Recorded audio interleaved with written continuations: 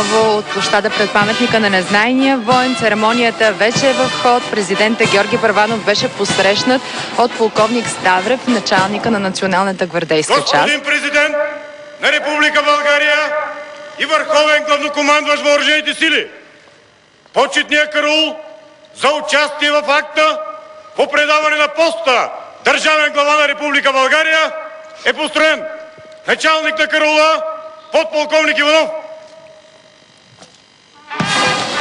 Току-що президентът Георги Първанов прие рапорта на началника на караула.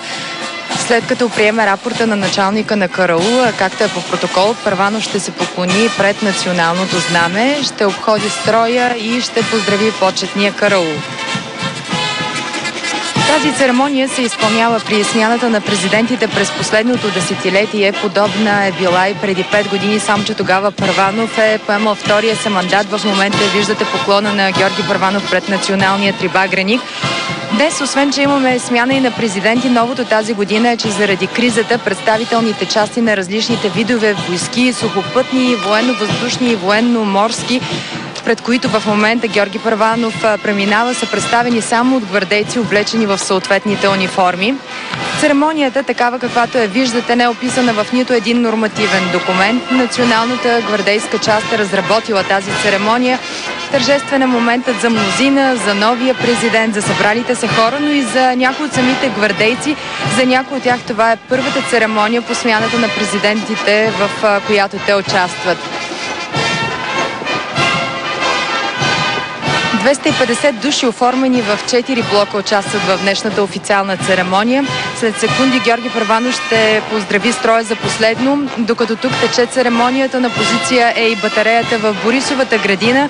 Тя ще се включи малко по-късно с 21 топовни салюта. Очакваме поздрав всеки момент. Здравейте, господа гвардейци!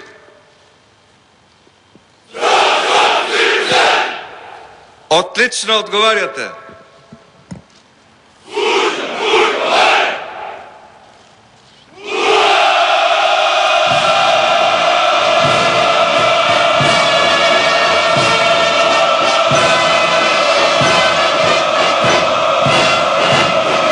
Това е тържественото ура, което Първанов чува за последно като върховен главнокомандващ. Сега на ход е Росен Плевнелиев, който по същия начин ще поздрави строя и така символично ще поеме функциите на върховен главнокомандващ на българската армия. Отново същата процедура. Полковник Ставрев ще посрещне четвъртия президент.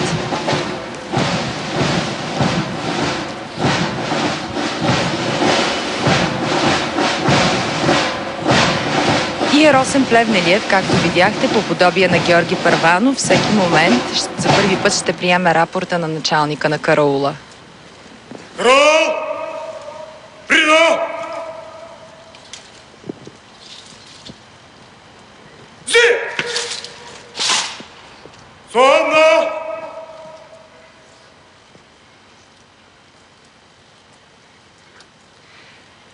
Всеки момент очакваме Росен Плевнелиев да приеме рапорта на началника на караула. Нека да отбележим, че всичко се движи по план и по сценарий. Изключение прави единствено липсата на първата дама сред присъстващите тук на официалната церемония. Току-що Росен Плевнелиев влезе на площада. Полковник Ставрев го посреща. Началника на Националната гвардейска част и козирува.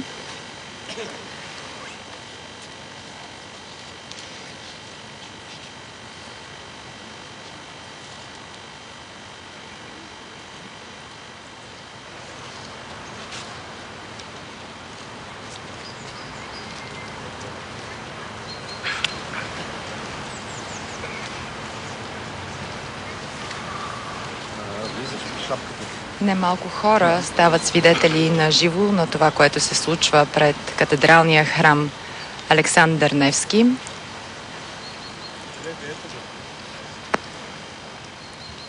Сега Росен Плевнелиев ще приеме рапорта на началника на караула.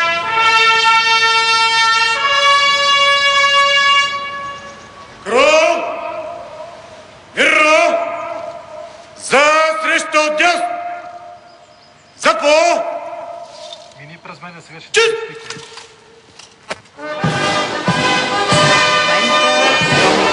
Повежда за първи път Росен Плевнелиев от дясната страна на фланга. Там ще посрещне началника на КРУ и ще приеме неговия рапорт.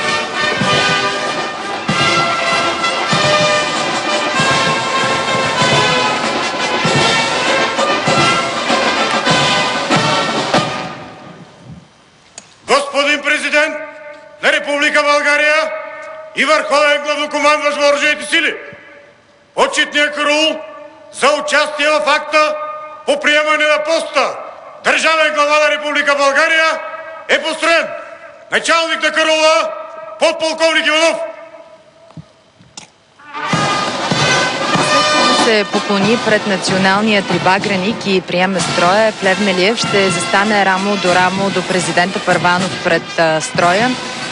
Предстои двамата президенти да произнесат и кратки речи. За Първанов това ще бъде прощална, за Плевнелиев първата в ролята му на върховен главнокомандващ.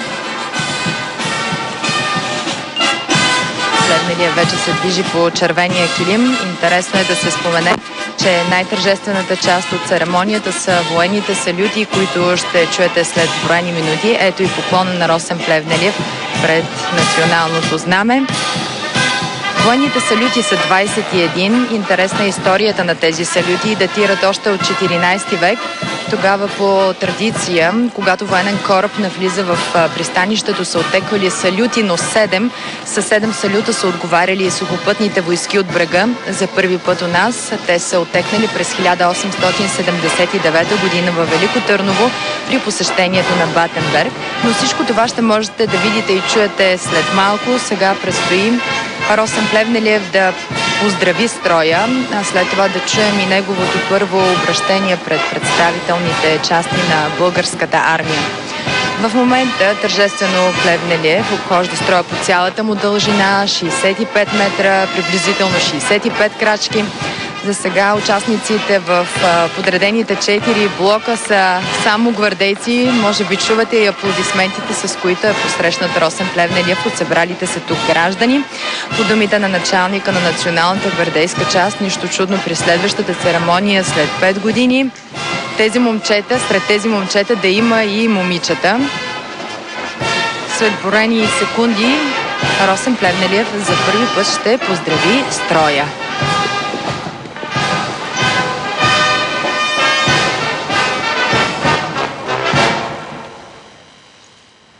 Здравейте, господа гвардейци!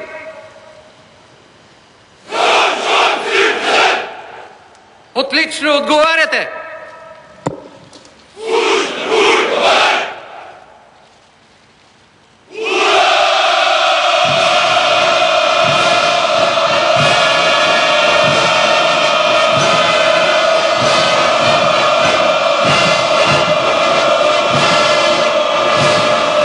След малко започват и речите на двамата президенти. Първи думата има Георги Първанов, след него и Росен Плевнелиев. Застанали са рамо до рамо, както изисква протокола. Сега виждате Росен Плевнелиев от дясната страна на Георги Първанов, което само по себе си означава, че все още текат последните часове от мандата на Георги Първанов.